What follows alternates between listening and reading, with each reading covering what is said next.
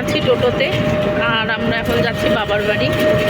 তো অটোতে করে আসলাম, তারপরে ওখান থেকে গাড়ি চেঞ্জ করতে হয়েছে, তারপরে এখন গিয়ে ঘাট পার হতে হবে। ঘাট পার হওয়ার পর আবার ওখান থেকে গাড়ি ধরতে হবে। আমার বাবার বাড়ি হচ্ছে নদিয়া জেলায়, আমার শ্বশুর বাড়ি মুর্শিদাবাদ জেলায়, আর আমার বাবার বাড়ি নদিয়া জেলায়। এই যে মাম্মাম ওইদিকে রয়েছে, তার পাশে রয়েছে ব্যাগ, আর এই পাশে রয়েছে আমি। চলো,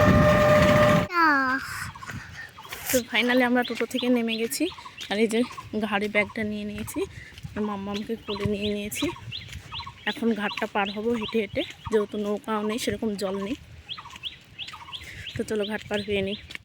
আমি এখন বাবার বাড়িতে চলে এসেছি, দেখতেই তো পেলে রাস্তাতে আসছিলাম। আর আমি এখন উপরে রুমে আসলাম, কারণ এখন আমার স্নান দান হয়নি। এই যে জামা কাপড় বের করে নিলাম, স্নান করব। কেন এসেছি বাবার বাড়িতে, আমার যিনি আমার নানিমা আর কি, নিজের নানিমা, তো ভীষণ ভীষণ ভীষণ অসুস্থ। তো তার জন্য উনি বাঁচবেন কি বাঁচবেন না সেটাও পর্যন্ত বুঝতে পারা যাচ্ছে না, এতটাই অসুস্থ। তার জন্যই আমি দেখতে আসলাম। তো তোমরা প্রে করো সবাই, যে আমার নানিমা যেন সুস্থ হয়ে যায়, ভালো হয়ে যায়। গেছে বহরমপুরে ডাক্তার দেখাতে, পার্সোনালভাবে মানে চেম্বারে ডাক্তার দেখাতে গেছে, যেহেতু কদিন আগেই নার্সিংহোমে এই হসপিটালে অ্যাডমিশন করানো হয়েছিল, সেখানে ডাক্তারবাবু বাড়ি পাঠিয়ে দিয়েছেন। আবার আজকে নিয়ে যাওয়া হয়েছে চেম্বারে দেখানোর জন্য।